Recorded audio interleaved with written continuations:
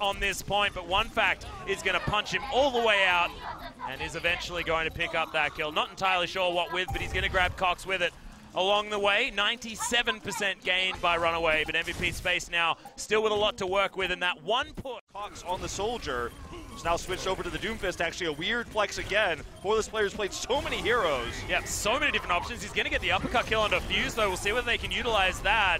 Didn't necessarily have anything to work with, but now OneFact is just going so aggressive. You can see the rocket punch timings are beautiful. Oh, just snap kills Stitch. That was stunning. Okay, Kuki gonna want to get 3 maps here in Greece. Looks like we very well will. Janu does get taken out here. Stitch gonna be the last one to try to contest. We'll drop in the Winston as well, but there's just not enough. It's a trickle here. The flip is taken, and overtime is ticking down. Yep. As Stitch dies, so will the chance of RunAway taking this second round. Yeah, the overtime should be ticking down relatively soon. There it goes. An MVP Space are gonna bring us to 1-1. Oh, and that means that we get to see Lighthouse as well. Right. Well, if Farah is used on Lighthouse, which has been kind of a staple. Play around the Doomfist. And as you can see, Cox not necessarily showing the great performance on that one. And MVP Space are capitalizing right now. OneFact gets his first punch off. And you can see it should be pretty quick for MVP Space on this attack to start things off. Very common on Horizon, though, for this first pick to go this quickly on point A. So even though the time bank looks like if you're a Hanamura person, if you're a Volskaya person, you're probably starting to get shaking in your boots. Getting a few big 6. They do get the pick on the Cox, so Doomfist battle 1 here. They have the Transcend to secure that. Looking for the second one here on the Haksal. Does use this to avoid the sleep. Gets the pick. Oh, enough as well, even after the grenade for the healing. He does go down in the end, but has he created enough havoc for them to get this pick off? They've got the first tick already. They've got 6 minutes in this time bank. Of course, defender's advantage.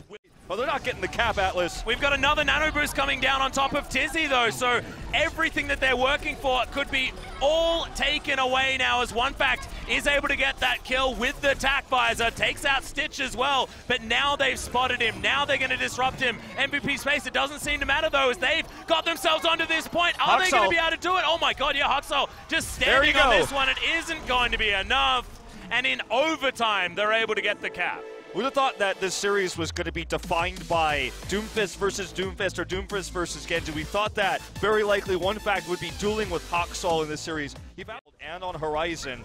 Will RunAway be able to find the same? That's the big question. Good movement here. Fantastic rocket punch denial though onto OneFact. As Yaki's actually going to be the one that opens up with the first kill, but still RunAway able to get work done. Okay, punching him out. OneFact still proving himself as one of the best Doomfists. We know that that is certainly still the case. It was just Cox being able to answer nicely. He's now in the death chamber, needs to find his way back. Coming out from Bumper just to try and charge that ultimate up, but it's MVP Space that are getting these kills. Self-destruct flying forward, and yes, it was an eco push, but my God, MVP Space made it pretty easy to repel. Let's remember, too, that this is still a very viable time bank for RunAway. MVP Space got it in overtime. Yeah, very true. The self-destruct did build about 60% of both the Reaper and the... Successfully onto Undyne. And OneFact, he's going to answer, though. Cox is going to fall down. A lot of the DPS now missing is Tizzy going aggressive with the Primal Rage, but in goes OneFact. The Meteor Strike is there, but Haksal, he's at point A. Of course, it is very, very difficult to do so. As now Kuki drops down on OneFact. Yeah, he does get his first punch in as Yaki's going to take down Cox. So nice start here for MVP Space, and every one of these seconds counts on the defense. If they can stop this quick cap from coming in, which they have by the looks of things, at least at the start, that is certainly good. Okay, and RunAway now taking people out, but with a man disadvantage like this, it is so, so hard.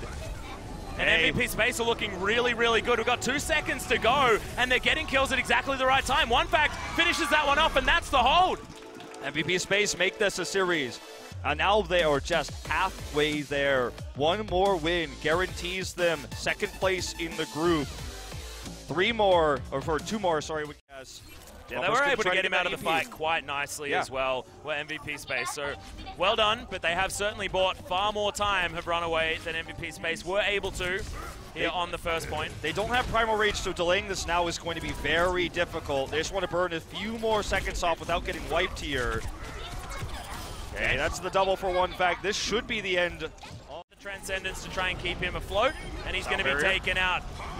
Okay, not going to find anything with the Pulse Bomb is Stitch. OneFact looking for the double. Oh, Gets it. Big So drop huge. down.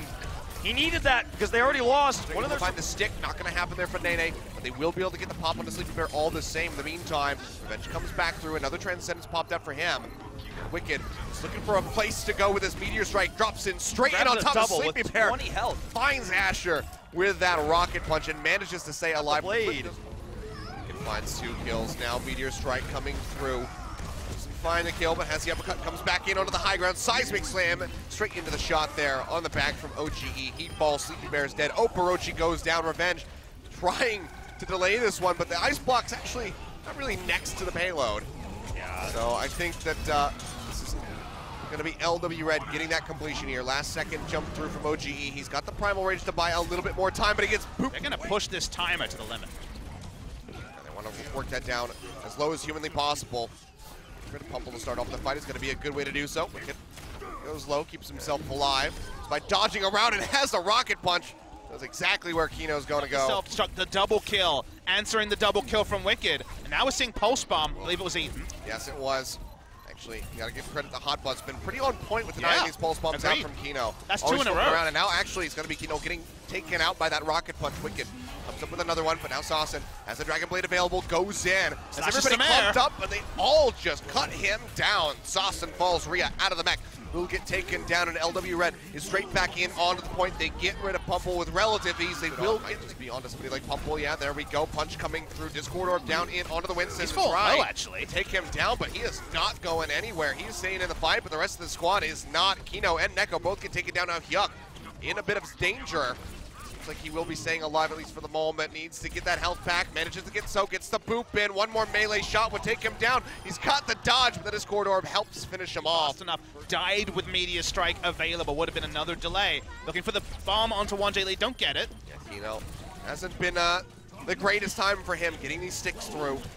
So gonna get denied yet again, but now Sound Barrier is infested. NC Foxes, they want to go for this right here, right now. Wekeed with a Meteor Strike coming down, tries to get the pot Doesn't out get on him. Rhea. Will just go ahead and knock him right back out of the mag.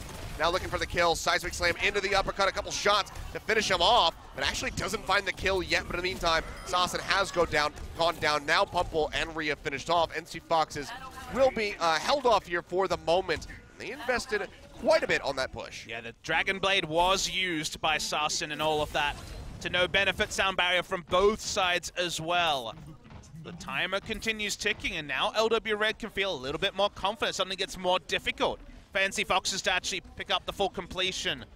Point B on the second attack.